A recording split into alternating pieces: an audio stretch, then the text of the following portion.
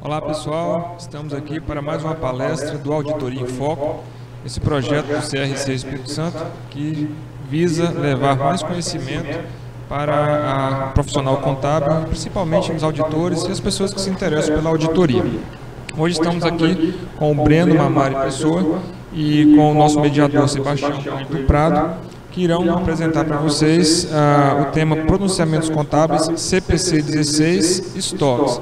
Eu passo a palavra ao Sebastião, que irá mediar a nossa palestra. Boa tarde a todos. Meu papel agora é apresentar o nosso palestrante. O nome dele é Breno Mamari Pessoa. Ele é sócio de auditoria e consultoria da RMS Brasil. Ele possui mais de 15 anos de experiências aditando a organização do ramo de indústria, serviços, fintechs, portos e aeroportos, instituições financeiras. Possui experiência nas áreas tributária, trabalhista e outras firmas internacionais de auditoria.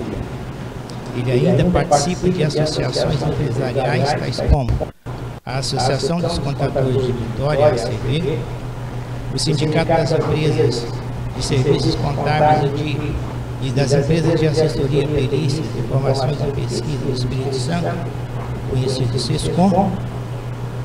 Portanto, ele tem 90 minutos, para apresentar para a gente a palestra proposta.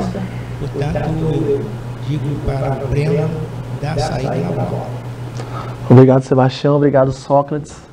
Eu fui convidado, então primeiramente quero agradecer ao Conselho Regional de Contabilidade do Espírito Santo por essa oportunidade de a gente estar podendo fazer essa palestra relativa ao CPC 16R1, que é de estoque, que obviamente ele acaba englobando custos e inventários também, né? Então a ideia é a gente fazer uma abordagem bem simplista, mas que a gente consiga falar dos principais itens, né? Então, a visão geral da norma e qual que é o objetivo, né? A gente até marcou em verde aí que o objetivo em questão, a questão fundamental na contabilização dos estoques é quanto ao valor do custo a ser reconhecido como ativo e mantido nos registros até que as respectivas receitas sejam reconhecidas. Então, a nossa preocupação é relativo a estoque, que engloba, obviamente, a parte do custeio. E vejam que a norma, ela já trata, quando a gente fala de estoque, na parte de custo, né? E aí a gente entra no que é nessa questão do custo, que é o valor justo. O valor justo é o preço que seria recebido pela de um ativo ou que seria pago pela transferência de um passivo em uma transação não forçada entre os participantes do mercado na data de mensuração. Então, quando a gente está falando nessa questão de custo, obviamente ela é mensurada ao valor justo, né? Basicamente, quando a gente entra no custo, a gente acaba adentrando na questão do regulamento do imposto de renda, em que seu artigo aí, 295, ele adota e ele aceita alguns critérios que são pequenas divergências em relação à parte da norma contábil, né? Então, no regulamento do imposto de renda, a gente tem o PEPS, que aí é bastante comum, o EPS, o preço médio ponderado móvel, que é basicamente é o mais utilizado hoje, o preço médio ponderado permanente e o preço específico. E aí, em relação ao EPS, a gente colocou uma observação que a legislação do IR ele não permite seu uso para fins de apuração do resultado do exercício e a respectiva tributação das pessoas jurídicas, né? Haja vista a evidência de um custo maior e um lucro menor em decorrência dessa inflação aí. Basicamente, o que a gente tem no estoque? O estoque, basicamente, ele é composto por matérias-primas, a compra de produtos, obviamente, os produtos em elaboração, os produtos acabados, que é aquele que é destinado à venda. Então, você tem dois momentos. A gente termina a elaboração do produto, ele se torna produto acabado, depois ele passa para produtos mantidos para a venda. Então, a gente tem um delay, tá? E, obviamente, quando é serviço, materiais e serviços mantidos para a venda, a gente tem uma conta de estoque específico para serviço. E toda norma, a gente tem algumas exceções, e algumas exceções dessa norma são Instrumentos financeiros, ativos biológicos mensurados ao valor justo apenas e produtores de produtos agrícolas e florestais mensurados ao valor justo, que estão nesses CPCs 38 e 39, CPC 29, respectivamente. Então, basicamente, o que são os estoques? O que são esses estoques ativos, né? Eles são mantidos para a venda no curso normal dos nossos negócios, eles estão em processo de produção para a venda ou na forma de materiais e suprimentos a serem consumidos ou transformados. A norma no seu item 10, ela diz o quê? Que o valor do custo do estoque deve incluir todos os custos de aquisição e de transformação, bem como outros custos incorridos para trazer os estoques à sua condição e localização atual.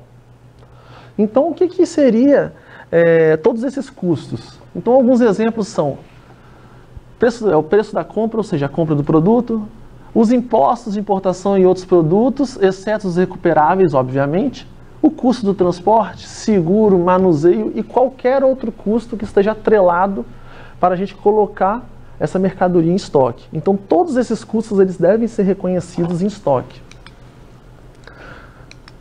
O custo de transformação, se a gente fizer um fluxo representativo aqui, a gente obviamente tem a rúbrica de estoques, e aí a gente tem a matéria-prima, os outros custos diretos de produção. Obviamente a gente tem uma mudança e a mudança que acontece entre um e outro. Os custos indiretos de fabricação, que se transformam no custo dos produtos acabados. Ou seja, a gente entra com a matéria-prima, a gente transforma ou beneficia essa matéria-prima e a gente transforma em produtos acabados. Que, a partir de quando a gente vende, eles são classificados lá, eles são transportados, obviamente, para o nosso custo, que é os custos dos produtos vendidos. Algumas partes, ou a gente pode ter, obviamente, na venda, alguns gastos que não sejam reconhecidos como um custo, que entram como outros gastos aí que não são ativados e a despesa, né? Então, a gente partiu do custo de transformação. Se a gente voltar aqui, a gente tem os custos. A gente entra nos custos de transformação. Pós-custo de transformação, a gente tem um fluxo representativo aqui. A gente entra no custo de transformação direto. Então, a gente trabalha com ele no indireto e no direto. O custo direto, basicamente, é os custos de transformação de estoque, que inclui os custos diretamente relacionados à unidade, produzidas, obviamente, com uma linha de produção. Como pode ser o caso, por exemplo, de uma mão de obra. Você tem uma mão de obra que ela é específica para um tipo de produto ou para uma parcela de um produto. Isso esse é um custo direto e ele é atrelado, obviamente, àquele processo produtivo, aquele processo de transformação de produto que está ali no estoque.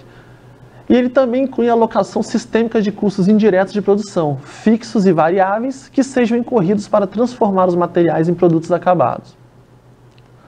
O que a norma diz? Ela nos dá duas características, e são elas aí. Os custos diretos de fabricação não necessitam de rateios para atribuição de custos ou produtos em fabricação, e os principais componentes dos custos diretos são a matéria-prima aplicada e a mão de obra direta. Os custos diretos de fabricação usualmente representam a soma das mãos de obras, né, diretamente aplicadas às matérias-primas aplicadas. E aí a gente entra no custo indireto variável. A gente tem o direto e o indireto, né? Os custos indiretos de produção variáveis são aqueles que variam ou quase que diretamente, vão variar, obviamente, de acordo com o volume de produção. Então, quanto maior o meu volume de produção, o meu custo vai variar. Ou quanto menor, então ele vai variando de acordo com o que acontece com a minha produção. Um exemplo que a gente usa aqui, que a norma nos dá, é a mão de obra indireta, ou seja, a gente tem uma mão de obra que ela é aplicável a 3 ou 4 etapas do processo produtivo. Então, a etapa que mais consumir aquela mão de obra, obviamente, esse custo vai ficar variando ali, a parcela dela é maior que o restante.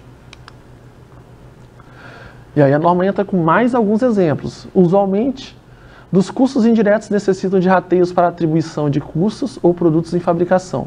Sua alocação é baseada nas unidades produzidas em capacidades normais de produção, tá? Capacidade normal de produção média que se espera atingir ao longo de vários períodos em circunstâncias normais. Por que tem isso? Lá na frente vocês vão ver, porque quando a gente tem uma produção anormal, dependendo da forma que for feita essa produção anormal, essa parcela superior ao que a gente tem de capacidade normal de produção, ela tem que ser alocada como despesa. A norma deixa isso muito claro, a gente vai ver mais adiante. E a gente tem o custo de transformações indiretos fixos, que são os custos indiretos de produção fixos, são aqueles que permitem relativamente constantes, independente do volume de produção, tais como a depreciação, a manutenção de edifícios e instalações fabris, máquinas, enfim. Mensurado através de rateios. Isso, que pode ser mensurado, sabe? Já sei, mas são custos que você tem aí que ele é indireto, mas que ele é fixo. Ele sempre ocorre, mas ele é indiretamente relacionado à produção, tá? E aí algumas características, em períodos de produção anormal, alto volume, os custos alocados em cada unidade produzida deverão ser reduzidos e os custos indiretos de produção variável deverá ser alocado a cada unidade produzida com base no uso real dos insumos variáveis de produção. Como consequência, o valor do custo fixo alocado a cada unidade produzida não pode ser aumentado por causa de um baixo volume de produção ou ociosidade. Os custos fixos não alocados aos produtos devem ser reconhecidos diretamente como despesas no período em que são incorridos. E aí a gente tem, obviamente, a norma trata como uma parcela de outros, né? Outros custos incorridos. E ela diz no seu item 15 que outros custos que não de aquisição nem de transformação devem ser incluídos nos custos de estoque somente na medida em que sejam incorridos, para alocar os estoques no seu local e na sua condição atual. Por exemplo, pode ser apropriado incluir no custo dos estoques gastos gerais que não sejam de produção, ou os custos de desenho de produtos para aqueles clientes específicos. E aí ele entra com alguns exemplos, porque isso não ocorre sempre.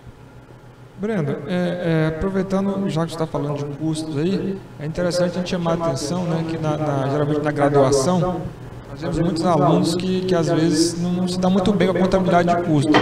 E agora você percebe que com a norma, é importante que a pessoa entenda, né, mesmo que superficialmente, da questão de custeio, de custo direto, indireto, variável, porque senão fica difícil até mesmo compreender o efeito do estoque sobre a contabilidade. Sim, sim.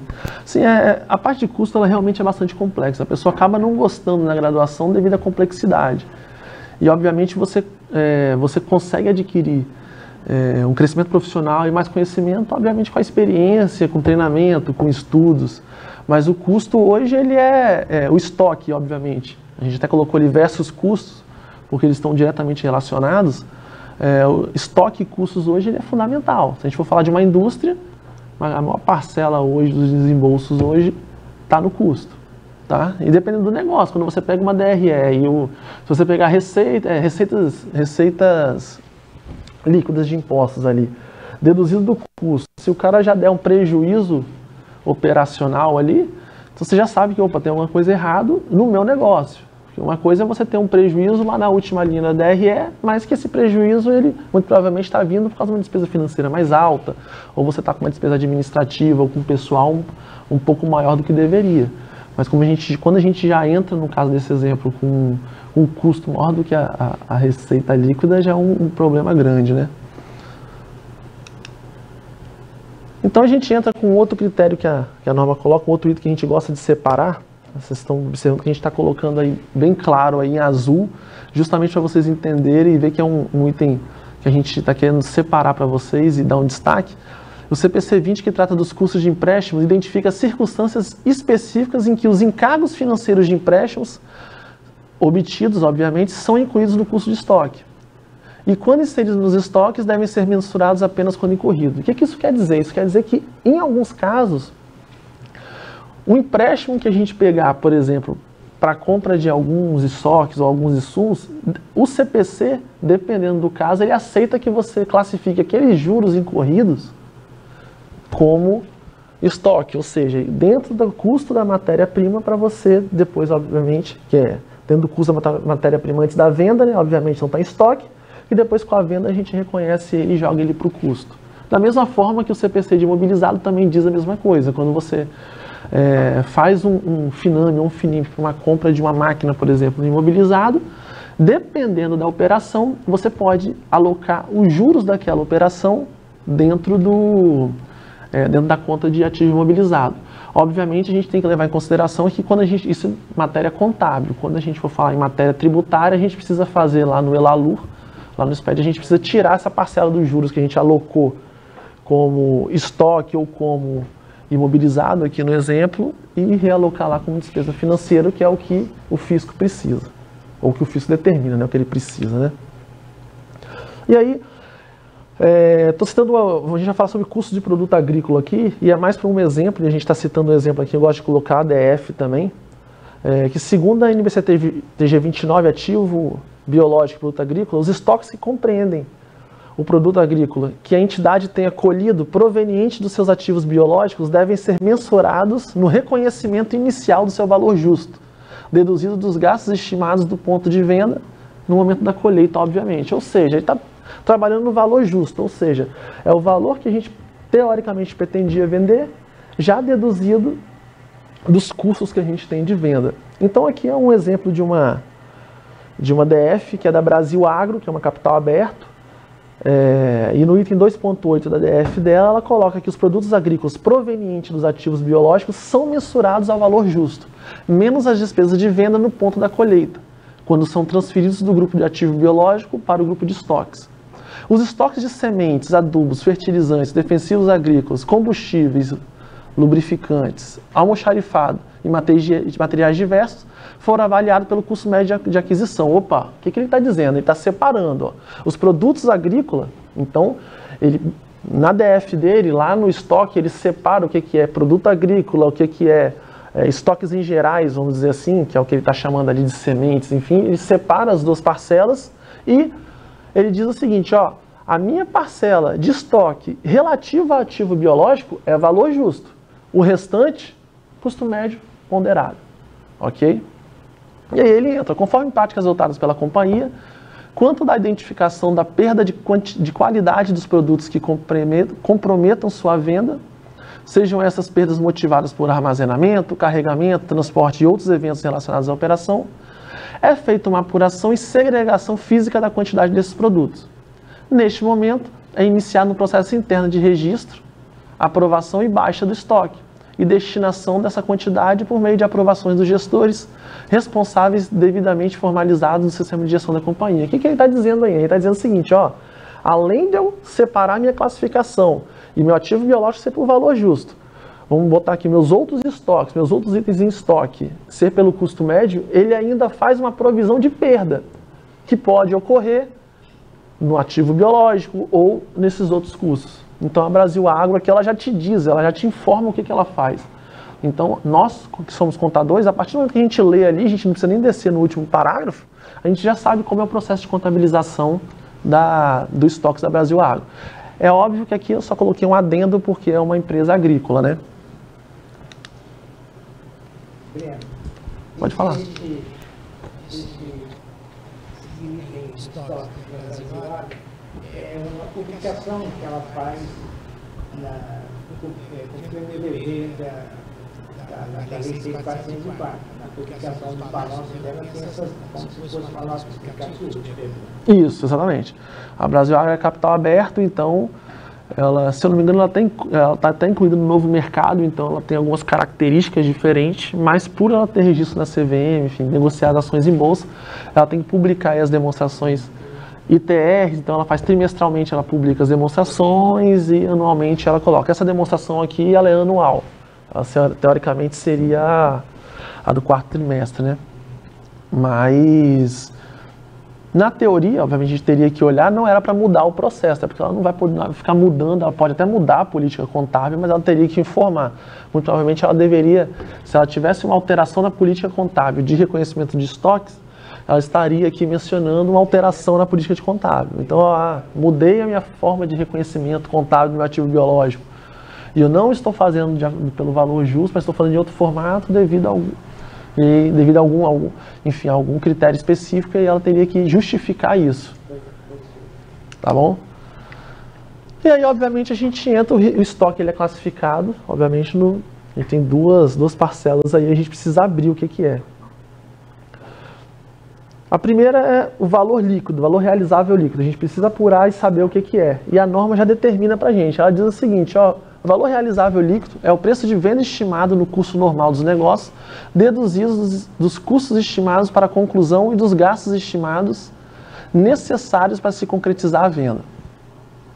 O valor realizável líquido refere-se à quantia líquida que a entidade espera realizar com a venda no estoque no curso normal dos negócios. O valor justo reflete o preço pelo qual uma transação ordenada para a venda no mesmo estoque no mercado principal, para esse estoque ocorreria entre participantes do mercado na data da mensuração. O primeiro é um valor específico para a entidade, ao passo que o segundo já não é. Por isso, o valor realizável líquido dos estoques pode não ser equivalente ao valor justo. Tá? O que ele quer dizer aqui? Ele quer dizer o seguinte, olha, o valor realizável líquido, a gente tem duas, obviamente, dois critérios, né? Ele diz o seguinte, que o valor realizável líquido pode não ser o mesmo do valor justo. Por quê? O valor realizável líquido, e aqui ele deixa claro, é um valor específico que a entidade espera ter. Tá? Ao passo que o segundo, que é o valor justo, não. Ele é o que a entidade, teoricamente, numa operação normal de compra e venda, ela teria. Então pode ser que não sejam os mesmos, tá? Na maioria dos casos é. Porque na maioria dos casos, como que a empresa chega ao valor realizável líquido? Com base no histórico que ela tem de vendas, que é feito via valor justo. Esse momento que a empresa deve optar por um dos custos, entre eles o menor, assim. Isso, exatamente. É exatamente isso.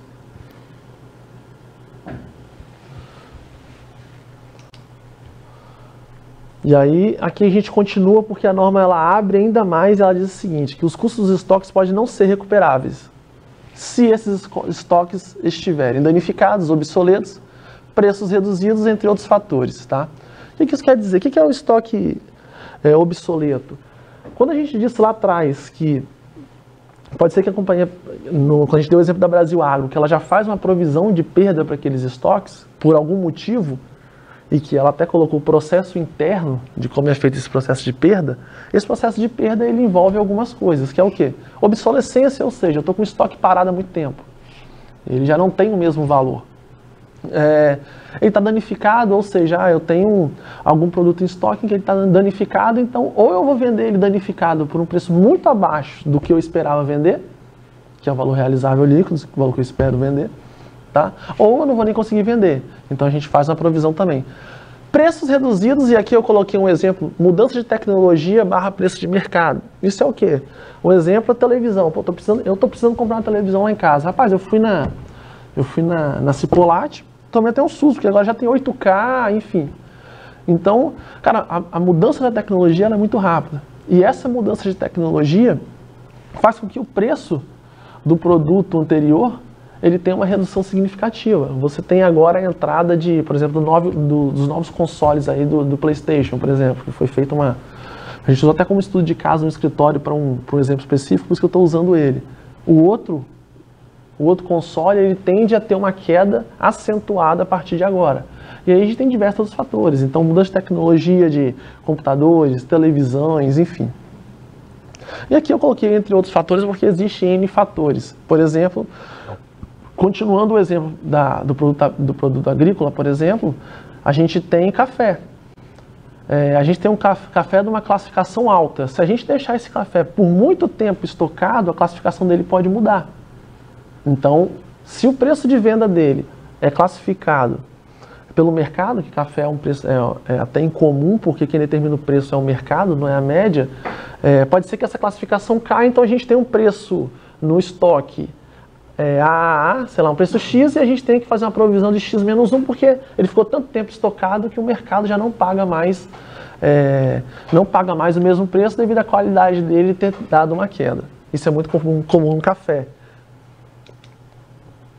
Continuando, a gente tem, enquanto auditor, algumas análises, que é o quê? Teste de ociosidade. Então, se a gente estiver na auditoria, a gente for fazer essas análises, nosso enfoque é a auditoria aqui, algumas análises são feitas. Então, como que a gente identifica, por exemplo, qual é a análise de auditoria que a gente faz nos estoques para identificar essas provisões de baixa? O teste de ociosidade é um deles, ou seja, quanto tempo que esse meu produto está no estoque? Vamos falar aqui de granito. Quanto tempo que esse meu granito, essa minha pedra está no estoque? Dependendo, eu tenho uma pedra preta no estoque, que há 3 anos atrás ela era muito vendida porque na moda vendia-se muito granito preto. E agora mudou e, enfim, os designers, e, enfim, quem desenha e quem utiliza o granito, agora estão preferindo um quartzito branco. Opa, será que esse meu granito continua no mesmo preço de venda que ele está aqui no estoque ou não? Então são essas análises que a gente faz. Análise de valor de mercado, ou seja, eu tenho o preço de estoque que está apurado. Basta pegar minhas últimas notas de saída do mesmo produto e ver se o preço de venda do produto está menor do que o meu preço de estoque. Isso é um indicativo de que meu preço de estoque está elevado. Tá? E, obviamente, a análise de impairment, que aí a gente precisa de uma análise de um especialista, onde ele vai identificar, por exemplo, se for na área industrial, a gente vai contratar um engenheiro, enfim, com pessoas técnicos e responsáveis e pessoas que têm formação específica para isso. Então, produto agrícola, nós somos contadores, a gente não consegue avaliar se um produto agrícola, por exemplo, ele vai descer ou não a qualidade, por exemplo, no café que eu usei como exemplo. A gente precisa de um... a gente precisa de um cara que entenda da área. Então, rochas, veículos é até mais fácil, né? Estoques farmacêuticos, por exemplo, a gente tem que contratar um farmacêutico. A gente tem até o exemplo de um cliente, que é uma distribuidora de produtos farmacêuticos, que fica em outro estado, e que esse cara queria contratar a gente para a gente fazer uma revisão do NCM. A gente falou assim, opa, beleza. A gente vai colocar o nosso preço e ainda tem o preço de um farmacêutico. Você é uma distribuidora de medicamentos. A gente precisa olhar o NCM e a gente precisa ter certeza que está entrando no NCM adequado. Então, na nossa proposta, a gente colocou o custo também para a contratação de um terceiro, de um farmacêutico, para ele assessorar a gente no trabalho. Você vê, às vezes, a complexidade que é no negócio que a gente faz muito, que é o cadastro NCM, nós da contabilidade fazemos muito, né? Então, continuando, a gente tem alguns critérios para a valoração dos estoques. E o item 23 da norma diz o quê? Que o custo dos estoques de itens que não são normalmente intercambiais e de bens ou serviços produzidos e segregados para projetos específicos devem ser atribuídos pelo uso da identificação específica nos seus custos individuais. Ou seja, ele diz o seguinte, olha, você precisa identificar individualmente, tá? Só que ele diz o seguinte, que a identificação específica do custo significa que são atribuídos custos específicos a itens identificados no estoque.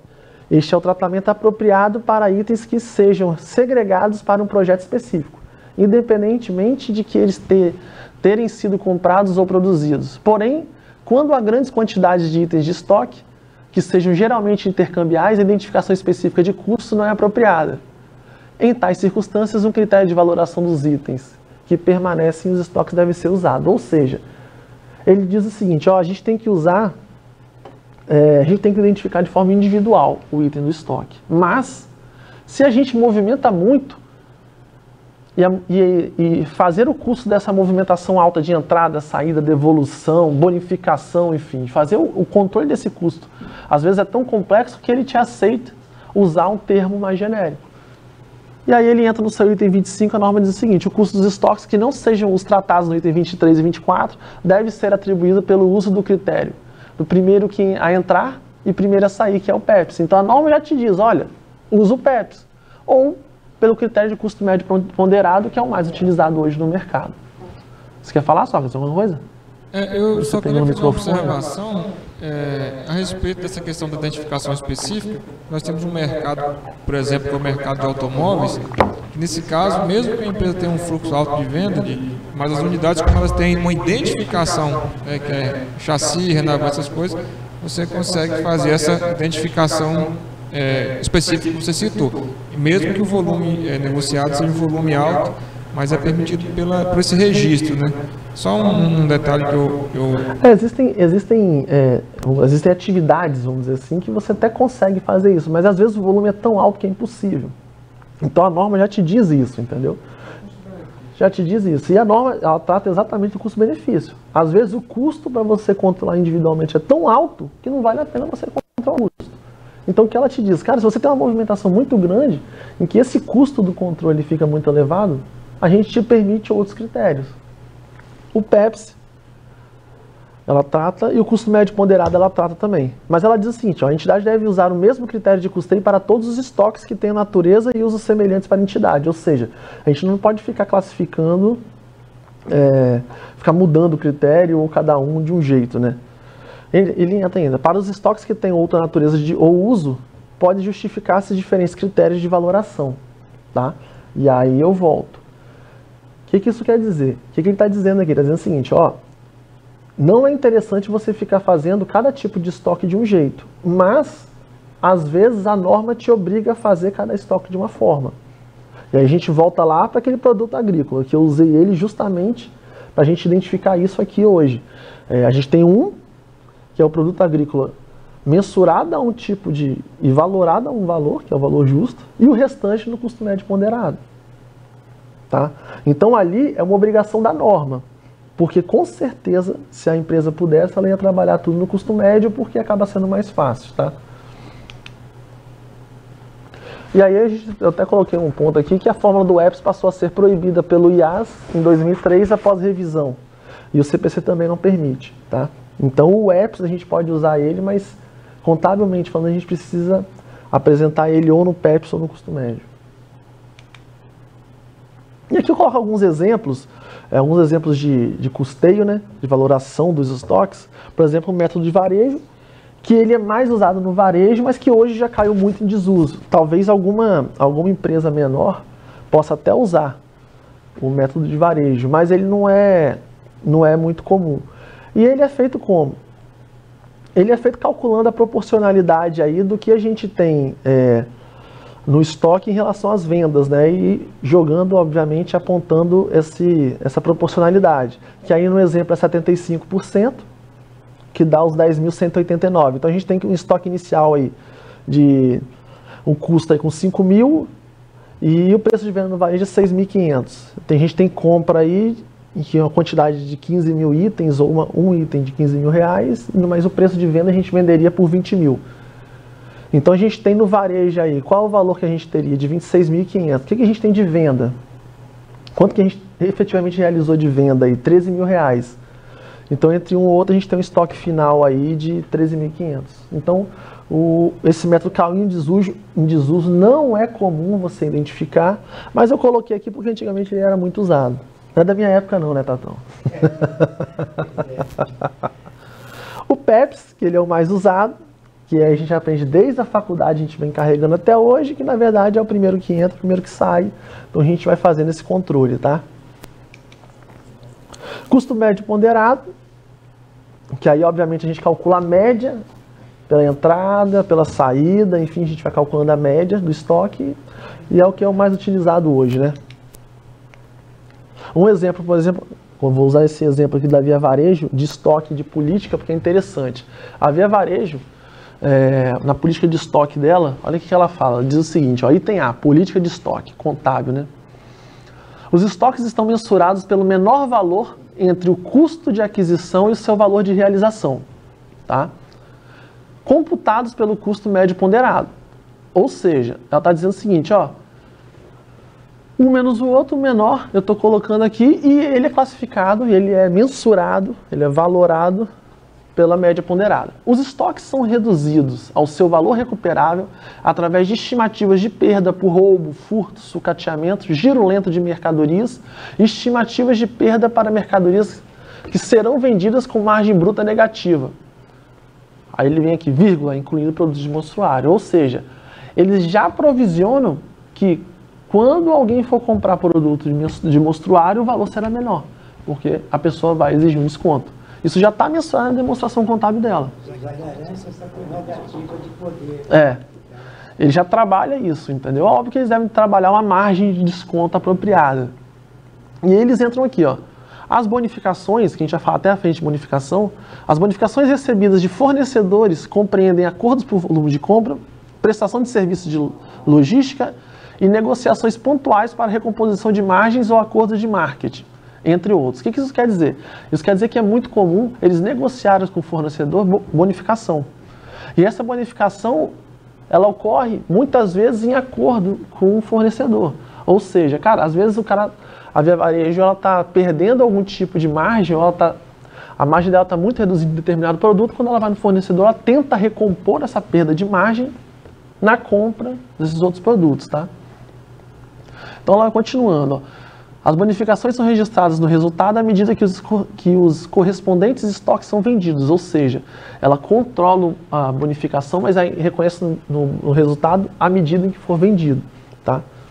Quando aplicável, o valor das bonificações a receber é registrado como redutor do saldo de fornecedores, desde que os acordos com os fornecedores permitam a liquidação do saldo ao fornecedor pelo montante líquido. Isso quer dizer que ela também negocia com o fornecedor, às vezes, financeiramente isso. O que isso quer dizer? Isso quer dizer que, às vezes, ela pega a bonificação e ela faz o encontro de contas ali com o fornecedor, enfim. Além disso, ele entra aqui com estimativas e premissas contábeis críticas. O que isso quer dizer? O valor recuperável líquido representa o preço estimado de venda menos os custos estimados e despesas diretamente atribuíveis para trazer a mercadoria em condições de venda, incluindo os ajustes para giro lento de mercadorias, margem negativa e quebras de estoque por roubo, furto e sucateamento, obtidos por meio de análise de perda histórica. Ou seja, como é que ele faz essa provisão para perda? Olhando o passado. Com base no passado, ele determina um percentual histórico que ele tem de tudo isso e aplica, obviamente, a cada parcela em que deve ser aplicado no estoque. E aí ele finaliza que o valor líquido de realização é calculado pelo preço médio de venda, deduzido de tributos incidentes sobre a venda, despesas de pessoal atreladas diretamente à venda e os custos do estoque. E aí, nesse cálculo aí, é permitido esses descontos não vão chamar, então. Sim. Quando ele traz aqui, ó, na penúltima linha aqui, ó, o valor líquido de realização é calculado pelo preço médio de venda, esses descontos já estão entrando ali. Por quê? Porque muito provavelmente obviamente, ele tem produto que ele vende cheio, tem produto que ele vende com a margem de desconto maior, tem produto que ele vende com a margem de desconto menor, então ele trabalha na média, tá? Ah, Breno, a média é o ideal?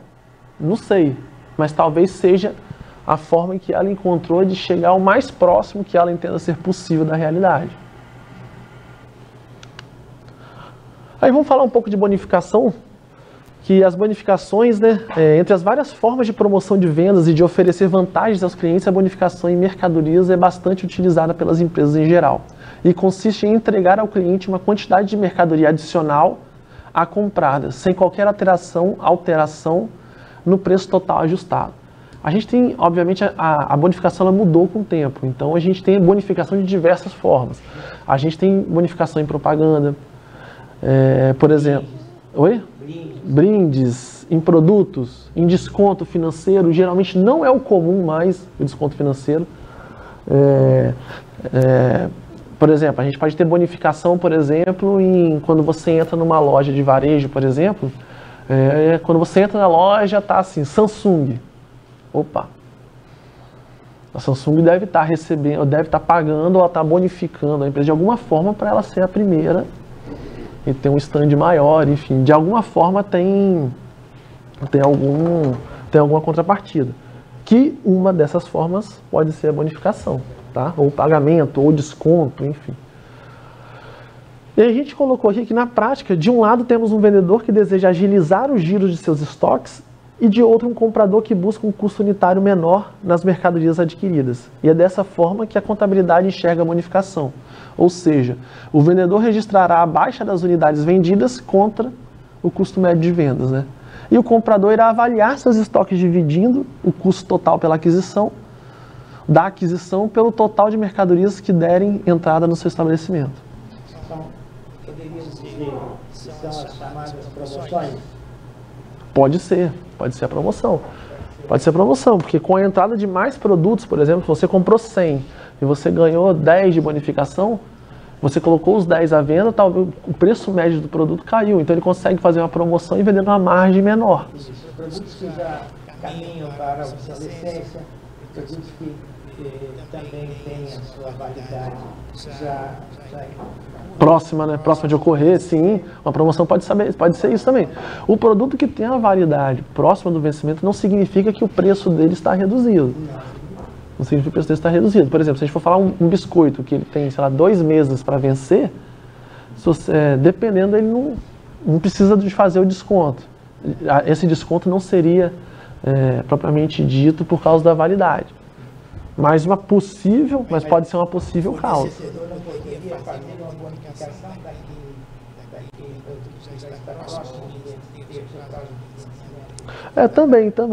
Também. É porque hoje em dia, Tatão, em relação a, vamos fazer, gêneros alimentícios, assim, é muito complicado porque hoje ele não produz sem parar, ele vai produzindo de acordo com a média que ele tem, enfim,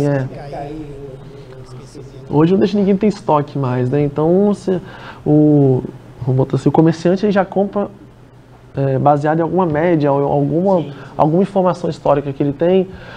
A indústria produz de acordo com uma certa média histórica, algum critério que ele tem de produção para determinados meses, enfim, que pode ser maior ou menor, mas ele já tem uma métrica, né? É impressionante a habilidade do empresário do ramo de varejo. Só para você ter uma ideia, o que no Espírito Santo acontece hoje, em especial lá na minha cidade, estão por abrir 5 lojas de supermercado. Foram fechadas agora recentemente, e o grupo do escritório adquiriu os imóveis, os postos. Então, agora vão aproveitando a temporada do verão, vão reabrir esses postos, essas lojas, e cada uma loja dessa tem em média 3.000, 2.000 e tantos itens. Como é que eles têm a habilidade de controlar todos esses elementos, todos esses produtos? A maioria deles são perecíveis. Supermercados e uma avenida de produtos vegetais, entra uma outra avenida de produtos de carne, peixe, etc. Então, quer dizer, isso é muito difícil de se fazer o controle de validade e fazer esse controle de estoque de tal forma de atender a legislação sem depender do trabalho do auditor como você. É assim, na verdade é a tecnologia a serviço do homem, né? É a tecnologia, o cadastro do produto, colocando a data de validade, enfim, porque data de validade tem muita coisa, né? Então assim, o que essa empresa que adquiriu ganha? São 5 novas lojas, então teoricamente ela tem que comprar mais uma certa quantidade de produtos, então ela tem uma redução de custo, obviamente, porque ela aumenta o volume da compra. Você tem, aí volta a falar da tecnologia, cadastrando no sistema, você tem o prazo de vencimento, enfim, então você acaba controlando de uma forma mais adequada, né? E aí um outro item que a apuração quantitativa depende da existência de controles analíticos adequados e mantidos em dia e agregados a um bom sistema de controle interno, que é o que a gente acabou de falar agora. Então o sistema é fundamental para a gente controlar isso. E os controles quantitativos em valor dos estoques devem ser mantidos em consonância com o fluxo, os custos apurados e a existência física dos mesmos no estoque. Ou seja, o que ele está dizendo aqui é que a gente tem que ter um controle adequado, porque o valor do estoque depende da quantidade, enfim, e obviamente dos custos apurados, né? Eu voltei com o exemplo da Via Varejo aqui, porque a Via Varejo ela fala também de bonificação ali, então eu mantive o exemplo, tá? Um outro exemplo de bonificação, supermercado também, por exemplo que você citou, né? Que é o Grupo Pão de Açúcar. O que ele diz, ó? Ele diz assim, são contabilizados pelo custo ou valor líquido de realização, o que for menor, que é o que a gente falou lá atrás. Os estoques adquiridos são registrados pelo custo médio, incluindo os custos de armazenagem e manuseio, na medida em que tais custos são necessários para trazer o estoque na sua condição de venda nas lojas, deduzidos de acordos comerciais recebidos de fornecedores. O valor líquido de realização é o preço de venda no custo normal dos negócios, deduzidos os custos estimados necessários para efetuar a venda, tais como tributos, despesas de pessoal atreladas diretamente à venda, custo de mercadoria e demais custos necessários para trazer a mercadoria à condição de venda. Os estoques são reduzidos ao seu valor recuperável por meio de estimativas para perdas, quebras, sucateamento giro lento de mercadorias e estimativa de perda para mercadorias que serão vendidas com margem bruta negativa. Então a gente tem duas empresas, cada uma em um segmento, e as duas trabalham com o valor recuperável dos estoques, e as duas levam em conta também média que ela tem de perda de margem em determinados produtos, tá? Continuando aqui, a qual é periodicamente analisada e avaliada quanto à sua adequação. Os acordos comerciais, aí entra aqui a questão de bonificações, né? Os acordos comerciais recebidos de fornecedores são mensurados e reconhecidos com base nos contratos e acordos assinados, e registrado ao resultado à medida em que os correspondentes estoques são vendidos. Compreendem acordos por volumes de compra, logística e negociações pontuais para recomposição de margem, reembolso de despesas, entre outros, e são registrados como redutores dos saldos a pagar aos respectivos fornecedores, quando contratualmente a companhia possui o direito de liquidar os passíveis com fornecedores pelo líquido dos valores a receber de acordos comerciais. Por que eu coloquei o Grupo Pão de Açúcar aqui como exemplo? Porque vocês veem que são duas empresas distintas, dois grupos grandes, e eles trabalham basicamente na mesma forma, na mesma metodologia. O que é isso aqui? Isso aqui é a norma. Eles trabalham de acordo com a norma. Então eles entram, olha, eu reconheço e eu valorizo o meu estoque da seguinte forma. E eles colocam. Ele diz o quê? Como ele chega no valor de realização. Depois ele fala sobre perdas que podem acontecer no estoque. Porque a perda no estoque é diferente da gente fazer uma classificação do impairment que a gente fala no estoque, né? Então, assim, são duas coisas distintas. Então, ele entra em relação às perdas. E depois ele fala de bonificação. E aí ele abre o que ele faz de bonificação. E como que ele negocia essas bonificações. Ou seja, cada fornecedor ele tem um tipo de acordo diferente. Por isso que ele abre essas informações. Aqui, ó, um exemplo da demonstração deles. Então, a gente tem ali, ó, estoque de lojas, centrais de distribuição, estoque grupo êxito, estoque de imóveis, enfim. Ele vem abrindo os estoques aqui. E aí, quando a gente vem embaixo, no item 9.2, ó, perdas com obsolescências e quebras, ó. Aí ele coloca, ó, o que é a perda que ele teve no exercício de 2019? Ó, 31, no caso dele, é milhões, né? 31 milhões. E aí, o que é isso? Ele entrou já com o valor de 31 milhões, ele teve adição de 7 milhões, né? E teve baixas ou algum tipo de revisão de 7 também, por coincidência é o mesmo valor. Mas aqui ele abre e ele explica o que é. E ele também fala no 9.1 sobre acordo comerciais dos estoques e custos de armazenagem. Ó, em 31 de dezembro de 2019, o valor de acordos comerciais não realizados, apresentados como redutor do saldo de estoques, totalizou, no caso ali, 310 milhões de reais. Então ele abre informação para a gente entender. E aí a gente entra na divulgação do resultado. Tá? Então, passado o conceito de estoque, a valoração do estoque, o reconhecimento nele, como ele vai para o resultado, a gente chega, obviamente, na divulgação. Como a gente divulga? Como a gente divulga, né? E aí a divulgação, no item 34 e item 35 da norma, é o que determina. Ele diz o seguinte, quando os estoques são vendidos, os custos escriturados desses itens devem ser reconhecidos como despesa do período em que a respectiva receita é reconhecida. Ou seja, à medida em que eu reconheço a despesa, a receita, a gente reconhece o custo, isso é óbvio. A quantia de qualquer redução dos estoques para o valor realizável líquido e todas as perdas de estoques devem ser reconhecidas como despesas do período em que a redução ou a perda ocorrem. A quantia de toda a reversão de redução de estoques proveniente de aumento no valor realizável líquido deve ser registrada como redução do item em que for reconhecida a despesa ou a perda. O que ele quer dizer aqui?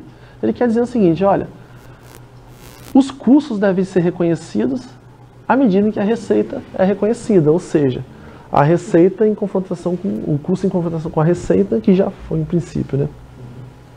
Hoje a gente tem as características qualitativas da informação contábil, enfim, e isso continua lá como característica. E alguns itens ou estoques podem ser transferidos para as outras contas do ativo, como, por exemplo, estoques usados como componentes de ativos imobilizados de construção própria. Os estoques alocados ao custo de outro ativo devem ser reconhecidos como despesas durante a vida útil e na proporção da baixa desse ativo. Aqui é questão de inventário físico, que aí voltando lá, quando a gente falou do custo, lá do custo, quando a gente testar a questão das perdas do estoque, a gente está colocando aqui na parte de auditoria também, isso aí os testes de políticas e procedimentos de contagem dos estoques e atestar a quantidade. Por quê? Porque o estoque, a gente, quando vai fazer uma análise de estoque, a gente não pode analisar só o valor. No fundo, a gente precisa analisar quantidade e valor, porque uma está atrelada à outra. Então, se a gente tem o custo, se a gente trabalha na média ponderada, a gente tem, obviamente, o valor da média e a gente precisa dessa quantidade para a gente atestar. Então, se a gente atestou a valoração, a gente precisa atestar a quantidade, que na auditoria seria o inventário físico, seria o ideal, e, obviamente, as políticas de contagem, né? E aí, outro destaque é que a apuração quantitativa depende da existência de controles analíticos adequados e mantidos em dia e agregados a algum sistema de controles internos. Os controles quantitativos, e em valor dos estoques devem ser mantidos em consonância com o fluxo, os custos apurados e a existência física destes mesmos no estoque. E aí a fonte que a gente utilizou foi o CPC 46, a gente usou algumas coisas dele para mensuração a valor justo. CPC 16, AIN 1700, Manual de Procedimentos Contábeis, o material de um instrutor que eu gosto de acompanhar muito, que é o Eduardo, da Inicial Treinamentos, eu gosto muito dele, e o Manual de Contabilidade Societária. Bom, pessoal, então nós chegamos aqui na nossa palestra do Breno, que foi muito enriquecedora. Eu gostaria de agradecer ao Breno, no nome do CRC, por compartilhar conosco o seu conhecimento, né, o seu know-how aí no assunto, e também agradecer ao Sebastião, que é o nosso querido Tatão, né, pela presença aqui, pela mediação. Gostaria de lembrar que nós temos ainda mais uma palestra, né, no Auditoria em Foco. Então, se você não fez inscrição, corra e faça. Aproveite para participar também do segundo encontro de peritos contábeis do Espírito Santo. A transmissão será realizada no dia 15/10, exclusivamente para inscritos. Então, não terá acesso a essa transmissão pessoas que não fizeram a inscrição. Esse curso aqui, que foi essa palestra de hoje com o Breno, ela dará 2 pontos para todas as categorias, né? E lembrando que para pontuar, preciso assistir a palestra dentro do sistema do CRC. Você deve acessar o site do CRC e assistir a palestra lá dentro. Se você assistir a palestra somente no YouTube, não será alocado os pontos. Então, você precisa assistir no sistema do CRC, lembrando também que tem a frequência mínima, né? Então, não basta acessar o sistema, tem que acessar e assistir toda a palestra, que o importante, na verdade, é o conteúdo, né? E para fazer a inscrição nos cursos, você pode acessar o painel.crc-es.org.br. Qualquer dúvida sobre cursos e palestras do CRC, você pode enviar um e-mail com a sua dúvida para ead@crc-es.org.br, que o CRC irá prontamente resolver a sua dúvida. Eu agradeço por você estar conosco, assistindo e acompanhando as palestras do Auditoria em Foco, e peço que não deixe de assistir a próxima palestra, que encerrará esse novo projeto do CRC. Abraço.